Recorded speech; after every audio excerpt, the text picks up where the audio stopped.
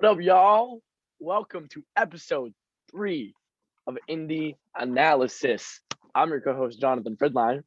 And I am Alan J. Pandian, and today we're going to be talking about the Chicago Bulls. Chicago, over there in the windy city of Chicago. Windy City, The yes. Chicago Bulls this year, I would say pretty mediocre, pretty mid, some might Yeah. say. 46 and 36, sixth in the East. Not awesome, not great. They definitely want better, especially with this roster that they have. For The sure. roster, honestly, from the outside looking in, actually have a lot of talent. They Yeah, have on paper, yeah. Lonzo Ball at the one, and then you got Zach Levine and Demar Derozan, both averaging 25 plus points. And then power forward, you got Patrick Williams, where personally I think is pretty underrated at the 4 position. And then declining but still serviceable, Nikola Vucevic at the 5. And then off the bench, you got players like Kobe White, Alex Caruso, Javante Green, Derek Jones Jr., the dude that can jump out of the gym, but he can still ball. Yeah. And then you got Tristan Thompson. But one thing that people obviously know about this team is that they were plagued by injuries a lot this year. Very unfortunate because actually at the beginning of the year, they were like top 3 in the East for a long time. And then Lonzo went down, Caruso went down, Levine was down for a little bit, Vooch was out for a bit. So all that to say is they kind of went deep into like their third string. Like Kobe White got a whole lot of minutes. Ayo Dosunmu got some minutes. You got Troy Brown Jr. and then Tony Bradley both coming off the bench and honestly giving more minutes than they would expect. Yeah, for sure. Building off of that lineup, I kind of want to talk about their scheme fit. So their head coach is Billy Donovan, and traditionally, Billy. yeah, good old Billy. Traditionally, he's run like a defensive centric system where he kind of takes advantage of the player's length. For example, let's just take the 2018-19 Thunder. Even though you might think of them as a team that got sent off the court by Damian Lillard with that half court game winner, that was Jeez. crazy. That was crazy. But if you think about it, over the entire year, the Thunder had a defensive rating of 4, which is like, or sorry, a defensive rating of 107. 107. My bad. Which is 4th that year. My bad. A defense rating of 4. That's like the other team doesn't score any points. Yeah.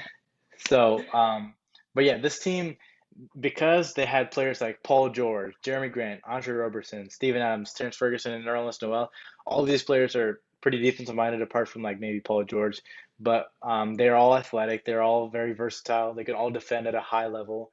And then you look at this Bulls team, and they have maybe like 3 or 4 defensive minded players who are decent, but not like at the like a Paul George or Jeremy Grant or Andre Robertson level. So Yeah. it's kind of like a mismatch in like how the lineup was created. You have players like Nikola Vucevic and Zach Levine and DeMar DeRozan, who are all like very negative on the defensive end. So how do the Bulls look to fix this situation? I'm not sure because Donovan, either he has to adjust his coaching style and look to be more offensively aggressive and more offensively focused, or they might have to make some trades and look to get some more defensive assets to fit that system better. Yeah. But yeah. And it's no secret that this Chicago Bulls team is in like a win now mentality. Coming out, getting players like DeMar, signing Zach Levine to a max, getting Lonzo Ball, even like a Nikola Vucevic. They want to win, and they're like, want to win now. But they can't really do that until they get that defense nailed down. It's just like the way the league is now. There's a lot of these players that can, get you a bucket whenever they want, average 30 points a game, but they don't want to sit down and play defense on the other end, like you said, DeMar DeRozan and Zach Levine. But they definitely need to maybe make some moves, maybe shop around for some of these defensive-minded players that could guard well and be versatile defenders, Yeah, where they can really take the 100%. leap to be a successful team like they want to. 100%. Yeah. And one of the versatile defenders that I like that he's pretty popular is Alex Caruso.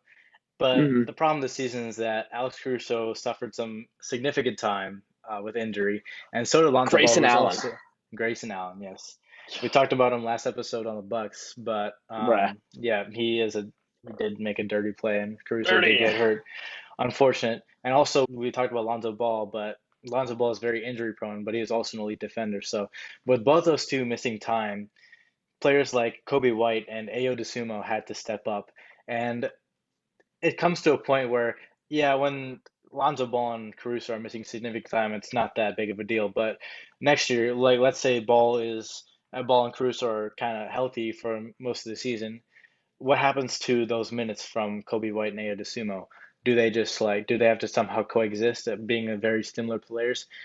Personally, I'm liking Ayo DeSumo as he's cheaper, he's a more efficient player as of now, and he's a better defender than Kobe White. Kobe White is not very good on the defensive end. I don't know. That logjam at point guard is something they have to fix this offseason for sure. And maybe they could even get creative. To be honest with you, put together a trade package. It's kind of like what we talked about with the Cavs. Yeah. Just when you have an excess of players at one position that can still play, like it'd still be nice to have them on your team. But when you Right. have too many of them, it'd be nice to maybe shop around, see if you can get Hmm. maybe someone that's more defensive minded. You never know. Yeah, See, it comes for full sure. circle over here in Chicago. You know what I'm saying? Of course, come on.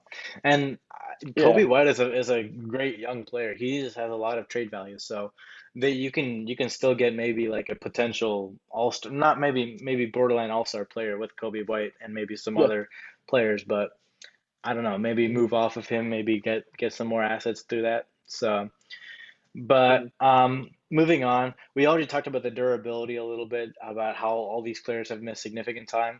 And I think that's like the biggest reason that the Bulls were not like the best that they could be this season, and why they Yeah. struggled in the playoffs. They lost all these players during the course of the season, which lowered them in the rankings, but they kind of lost their identity as a team without all these players. They kind of went to ISO ball with Demar, and they kind of looked to have Vucevic be a stretch four instead of a dominant big he can be inside.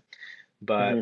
so they kind of lost their identity because of these injuries. So hopefully next year we'll see them all gel together and play together a lot more and see how good they can actually be. And that's just kind of an intangible that comes with the game. It's just Yeah, injuries, missing time. yeah, for So sure. I guess we could just wait and see. There's not really much they can do, not much we can do, obviously. One of our final points is that Zach Levine and DeMar DeRozan, I'm not sure of the fit between the two of them. So Both phenomenal players. yes, Phenomenal both players. are phenomenally offensively gifted players, but both being such defensive liabilities and both also being such ball dominant players, I don't know how like a healthy Zach Levine and a healthy DeMar DeRozan can healthily coexist on the court at the same time. The thing Yeah. is that at least Zach Levine can space the floor and he can hit catch and shoot threes and he can slash the rim and kick out. But and DeMar DeRozan, he has a great mid-range game and he can even play the point guard at times because he's a good facilitator. But how do those play styles coexist? We didn't see a lot of it this season. I'm just not sure of the fit there and how the chemistry would work there. Yeah, and it really comes down to the play style, in my opinion, Yeah. because we've seen it work. Think think the Cavs in the 2010s with LeBron and Kyrie, Hmm. both very ball dominant players, but it still worked. You know what I'm saying? But that's just Yeah. because their play styles worked. Tyronn Lue was able to invent a system that works, and that's Yeah. why Billy Donovan comes back into question. Like, can he create a system that allows both Levine and DeRozan to be able to be Hmm. successful together on the court, sharing the ball, not maybe both not being super ball dominant Yeah. together. Getting some off-ball movement for sure. Yeah. Yes, for sure. And like I said earlier in the episode, if they do want to take that next step, if they want to beat the Giannis led Bucks or even like a Brooklyn with KD and Kyrie, well, for now, KD and Kyrie, Yeah. or even Yeah. a Philadelphia 76ers team, they really got to do some soul searching Hmm. if they want to make a run at this title because the East is looking pretty strong right now, Hmm. especially right now. 100%. Yeah. So they got to figure something out. Hmm. Yep. Yep. So those are pretty much the notes we had on the lineups and what we thought of them. looking at what their free agency and their offseason has been like, they Hmm. re-signed Zach Levine to a max contract, which makes sense. Zach Levine Max, definitely deserve that, as he is a phenomenal player. They re-signed big Derek money. Jones Jr., the high flyer, re-signed Tony Bradley, and this actually could be helpful. They signed Andre Drummond, which So I Andre Drummond. Uh, so we got in our notes right here. The Chicago Bulls actually averaged 42.3 rebounds per game as a team. mhm, Sounds good. Well, it's not good. That's 28th in the league. that's So that is that's it's definitely bottom something that three. they have Yeah, to get better at. 100%. And Andre Drummond has literally built his career on Mhm. being Being that could give you rebounder. like a 20 rebound game any given game. So Yeah, for sure. honestly, I think obviously he's declined significantly since his Yes. Piston days. We saw Yeah. it as Cleveland fans. He did all right in Cleveland, not amazing, Hmm. but he'll still go out there and give you 10 to 12 to 13 rebounds, which is exactly what they need. So Yeah. I think that's a pretty good pickup. Going on to the trades, the first trade, well, not really trade, but kind of like looking around, we're shopping around Kobe White. Shop it around. Yeah, we're not saying that, okay, we're not telling teams that we're looking to trade this guy. We're just kind of saying like, hey, what if we gave you Kobe White? What would you give us? So, first trade, the Bulls could get OG Anunoby, and a first round pick for Kobe White and Patrick Williams. And I'm not liking this trade for Chicago that much, just because Patrick Williams is already an elite defender and he's much younger and And more cheaper player than OG Anunoby. yeah, But he's proven to be um, yeah, a very nice pickup for the Bulls right now for sure. for sure, yeah, and on the trajectory he's going, he's looking to be more like an OG Anunoby type of player. So it's kind of like, would you rather have the cheaper, younger player who can develop into maybe even better than OG Anunoby is now, or just OG Anunoby right now? So Hmm. it's I like, think I don't super disagree with the OG Anunoby pickup. Like mhm, what I do disagree is maybe giving like they might be giving up too much. But yeah, OG Anunoby, you and I talked off camera, is yeah, actually a player that would be that the Bulls kind of need. Someone yeah, who could spread the floor, knock down like a 3-and-D type guy. hmm, Give you a bucket on the offensive end, then going down, sitting down on the defensive end, hmm, and putting up clamps. You know what I'm saying? yeah, for sure, 100%. So yeah, talking about OG Anunoby, I think the next deal that the Bulls should look to make is trading Nikola Vucevic. And though Vucevic is a gifted offensive big, his impact hasn't really been there, and his offensive game has kind of shifted to him just being a stretch, kind of like Kevin Love's in Cleveland. He's now become more of a stretch big than a real post up option. So, Yeah, and he's also a big defensive liability. So, obviously, we could trade to get OG Anunoby again, but wasn't really a trade that kind of matched or that made sense for the Bulls to give up, because they'd be giving up way too much to get OG Anunoby. But the second trade I want to kind of talk about is the Bulls getting Ben Simmons. And I know we've been talking about getting Ben Simmons for like three different teams now, Ben Simmons is but going everywhere. yeah, but if you think about it. The the Nets get Nikola Vucevic, who is more reliable to play than Ben Simmons. We don't even know if Ben Simmons wants to play basketball anymore. So It might just leave. Like yeah, he I might just won't. go play COD for the rest of his life. I don't know. But the Nets get Nikola Vucevic, who can score. He can stretch the floor for KD and Kyrie if they are still there, obviously. Stretch the floor. He can be a post-up threat at times. So that would be a good pickup for them. They can also get some draft capital, which helps build towards the future. And the Bulls can get Ben Simmons. And going back to our point about defensive schemes, Ben Simmons perfectly fits the scheme. He can guard 1 through 5. He's a gifted playmaker, so if Ball gets injured or if Caruso gets injured, he can play the one and he can facilitate, or it can be a Mhm. low post guy. So he won't take too much away from Levine or Derozan, as he's not very ball dominant at all, but he can actually help them by setting them up for good shots and covering for them on the defensive side of the ball. Yeah, I the only thing that pops in my brain is just the lack of spacing, but I think he makes up for that with his Hmm. defensive Yeah, ability yeah, and his facilitating ability. too, for sure. Hmm. He can. Yeah. He's played the one, his entire time over there in Philly. Hmm. Like he can facilitate the offense, get Levine his shots, get Demar his shots, Hmm.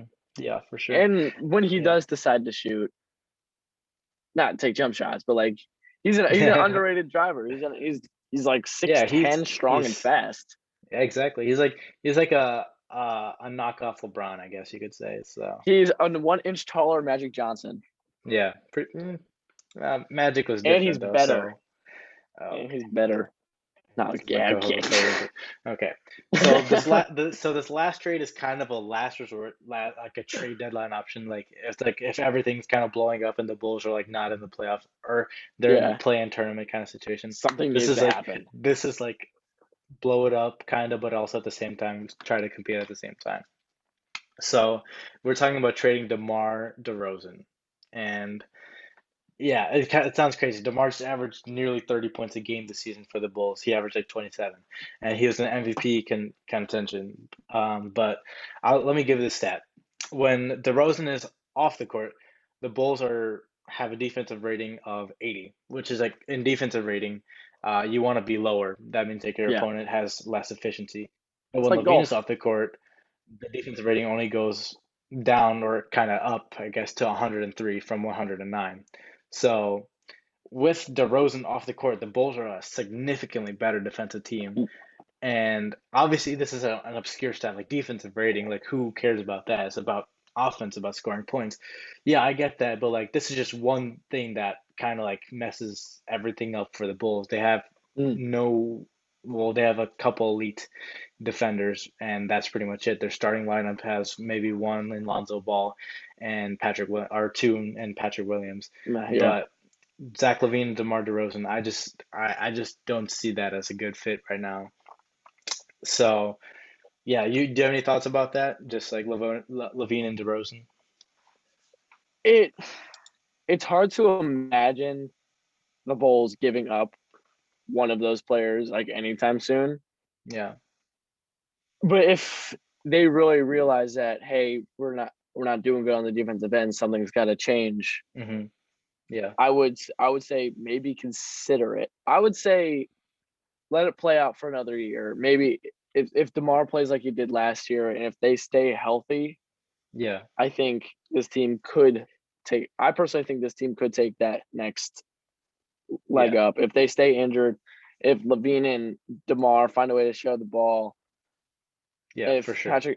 Patrick Williams is able to come into his own more, Yeah. if it's all just hypothetical. It's a lot of what ifs. But for Hmm. now, I would Yeah. say keep DeMar and Levine for sure. And Yeah. yeah, I would agree. Yeah. Like we said, this is like a last resort option. last resort. If they're like So yeah. worst team in the league, Yeah, pretty much. Yeah. So we just came up with a few trades. I think an interesting trade was the Bulls would get John Collins, DeAndre Hunter, and Jalen Johnson, and the Hawks would get DeMar DeRozan. And DeMar DeRozan, though he's not a great defender, I think he could complement Trae Young very well as he's another ball handler and can score the ball. yeah, And then the Bulls could send him back to Toronto and try to get OG Anunoby and Chris OG. Boucher or some sort of deal like that. Get OG and Chris Boucher, some picks maybe. But yeah, they could, and another trade at the trade deadline maybe would be Jeremy Grant, Nazir Little, and then the Blazers would get For DeMar. DeMar. So this is all kind of just kind of throwing this out there. But the main idea is that we don't really, if we, I just don't see a fit with Levine and DeRozan, and if they're not successful, something might need to change there. Hmm. Good place to stop. We got one series that we don't have yet. Not yet, bro. We're not sponsored yet, bro. Not yet, bro. Not yet. All All right. right. All right, so what do we want to say? So I'll just be like 3, 2, 1. So that does about yeah, that just Yeah. about that just about does it for this episode of Indy-Analysis. This was a longer episode as the Bulls had a lot to improve in. Anything you want to say, Bet. Fred? And then I'll you count can. you. I'll count you down. All right, big guy. 3, 2, 1. So that just about does it for the Chicago Bulls. As you can see, it was a longer episode because the Bulls were kind of dysfunctional. They needed some help from the two amateur podcasters right here. So They should I'm hire us at this point. for real, dude. Like we've I think described Billy all the Donovan needs problems. us. For real, dude. Oh, they need Needs us. an offensive coach. But yeah, all right. Get For rid you of got Demar anything to say? Derozan. What's up? You got anything to say to the fans? I can shout out the Instagram if we need The to. Instagram. Oh my gosh. Do you think it's still necessary? I feel like I if they don't haven't found know. it now, they won't find it. For real. Like if Unless you've not following the we got gram some new though. listeners. Unless maybe DeMar DeRozan's listening right now. For real, Hey bro. DeMar, look at me right now. Look at my eyes. Go to Instagram.